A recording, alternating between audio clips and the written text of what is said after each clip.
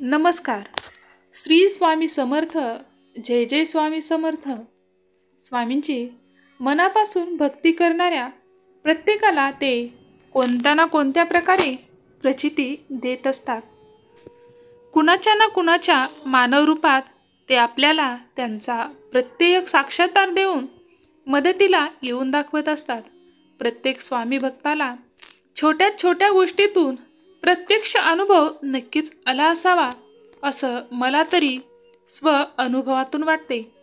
ते कुणाला तरी मदतीला पाठवून आपणास सहकार्य करीत असतात. मलाही स्वामींचा खूप चांगला असा अनुभव आहे.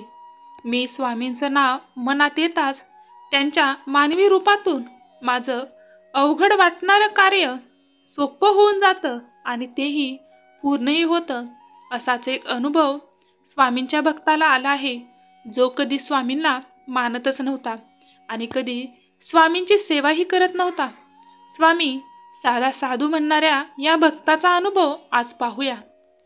आपल्या अनुभवाने आणि आपल्या अभिनयाने सगळ्यांना चकित करणारे अभिनेते प्रवीण तरडे यांनी आपल्या आयुष्यात प्रचंड स्ट्रगल पाहिला.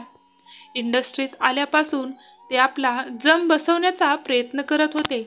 मात्र त्यांना खरी ओळख मिळाली ती देऊळ बंद या चित्रपटातून. या चित्रपटामुळे ते खऱ्या अर्थाने घराघरात पोहोचले. मात्र या चित्रपटाच्या आधी त्यांना मुळीच ठाऊक नव्हतं की स्वामी समर्थ कोण आहेत. ते देवालाही मानत नव्हते. मात्र एक प्रचिती आली आणि त्यांना या चित्रपटाची कथा चक्क स्वामींच्या मठात सुचली. तीही त्यांच्या मूर्तीसमोर. काय तो एक किस्सा सांगतात. प्रवीण तरडे यांनी एका मुलाखतीत याबद्दल सांगितलं होतं की प्रवीण तरडे म्हणाले, माझे आईवडील वारकरी असल्यामुळे घरात फक्त विठ्ठलाची भक्ती व्हायची. दररोज पूजा वगैरे मी पण करायचो, पण ते तेवढ्यापुरतीच. माझी देवावर श्रद्धा नव्हती. तेव्हा स्वामींवर डॉक्युमेंटरी बनवायची संधी चालून आली. मुरलीधर मोहोळ यांनी कैलासवानी यांना जाऊन भेटा असं मला सांगितलं. मी तेव्हा त्यांच्या घरी गेलो तेव्हा त्यांच्या भिंतीवर भला मोठा स्वामींचा फोटो लावलेला होता. मला आधी वाटलेलं स्वामी म्हणजे संत रामदास स्वामी वगैरे असतील, पण तिथे गेल्यावर वाणी मला म्हणाले, तुम्ही ओळखलं असालच स्वामींना. मी त्या फोटोकडे हात जोडत म्हणालो, हे काय? त्यांनी 5 लाखाचं बजेट सांगितलं. त्यात काहीच होणार नाही हे मला माहीत असताना मी त्यांच्यासोबत नाशिकला गेलो.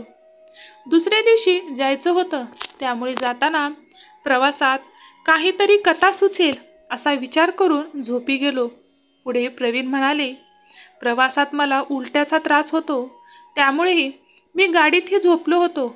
मग नाशिकला पोहोचल्यावर मठात दर्शनाला रांग असेल तर तेव्हा काहीतरी सुचेल असा विचार करून मी त्या मठामध्ये गेलो. हा अनुभव स्वतः प्रवीण तरडे सांगत होते. पण तिथे गेल्यावर कळलं की आमच्यासाठी तेथे असणारी दर्शनाची रांग थांबवण्यात आली होती. दर्शन झाल्यावर तिथले एक माऊली आले आणि मला म्हणाले, हा ऐकवा तुमची कथा. तुम्हाला विश्वास बसणार नाही, पण तिथे त्यांच्यासमोर बसेपर्यंत माझ्या डोक्यात कुठलीही कथा तयार नव्हती. मग मी माझीच गोष्ट त्यांना सांगायला सुरुवात केली. एक शास्त्रज्ञ असतो, तो असतो नास्तिक. त्यांना तुमचे स्वामी काय आवडत नसतात. तुमचे म्हटल्यानंतर माझ्या मनात आलं की मी आपले स्वामी असं म्हणालो. जे सुचलं ते बोलत गेलो. मी थांबलो तेव्हा माऊलींनी मला एक प्रश्न केला की मला एक तुम्ही सांगा की तुम्ही खरंच देव मानतात का, स्वामींना मानतात का? तेव्हा मी म्हणालो, मी मानतो असं काही नाही, पण माझे आईवडील वारकरी आहेत, वारीला जातात. घरात सकाळ संध्याकाळ पूजा असते. त्यावर ते पुन्हा प्रश्नार्थक म्हणाले, तुम्ही मानता, पण आपल्याला आता पकडलं जातं असं समजून मी म्हणालो, नाही, मी नाही मानत एवढं देवाला. तेव्हा त्यांनी प्रश्न केला की खरं सांगा, ही गोष्ट आता सुचली की तुमची आधी सुचली होती? तेव्हा माता माऊलींना मनातलं सगळं कळत असेल या विचाराने मी म्हणालो, हो, मला गाडीत उलटीचा त्रास होतो म्हणून मी झोपी गेलो होतो. मग मला त्या गोष्टीबद्दल, त्या कथेबद्दल विचार करायला काही वेळच मिळाला नाही. पण इथे आल्यावर मला कथा मात्र आपोआप सुचली आणि विचार करत स्वामींवर विश्वास ठेवत नव्हतो. त्यांच्याकडे आल्यावर हे सर्व मला सुचलं. ती स्त्री हसली आणि उठून म्हणाली, जा, तू तुझं कार्य करत राहा, सर्व काही ठीक होईल. मग मी लगेच गेलो आणि निर्मात्यांना म्हणालो, वाटेल ते बजेट घ्या, डॉक्युमेंटरी नाही, मला यावर काही विश्वास बसणार नाही, परंतु मला यावर सिनेमा करायचा आहे.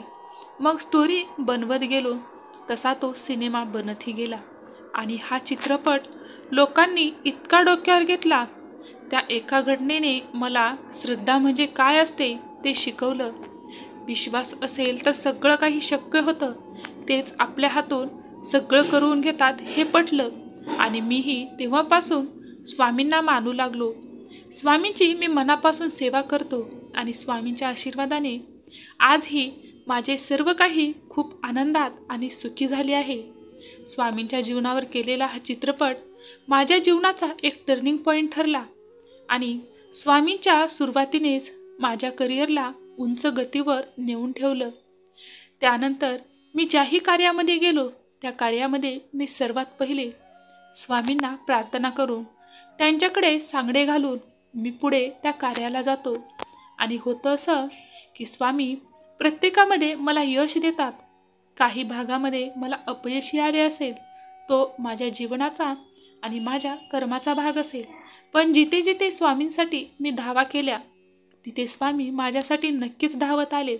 आणि मीही मला जशी वेळ मिळेल तसंच अक्कलकोटला जाऊन स्वामी समर्थ महाराज यांची मनोभावे भेट नक्कीच घेतो आणि स्वामीसाठी मला जितके करता येईल तितके काही करण्याचा मी नक्कीच प्रयत्न करतो. कारण स्वामींनी मला इतकं दिलं आहे तर ते सर्व त्यांच्याच अधिकाराचं आहे. तर हा आहे सिने अभिनेता प्रवीण तरडे यांचा सुंदर स्वामी अनुभव. परत भेटूया असाच सुंदर अनुभव घेऊन. श्री स्वामी समर्थ, जय जय स्वामी समर्थ. आणि तुम्हाला हा अनुभव कसा वाटला तेही कमेंट करून सांगायला विसरू नका. श्री स्वामी समर्थ, जय जय स्वामी समर्थ.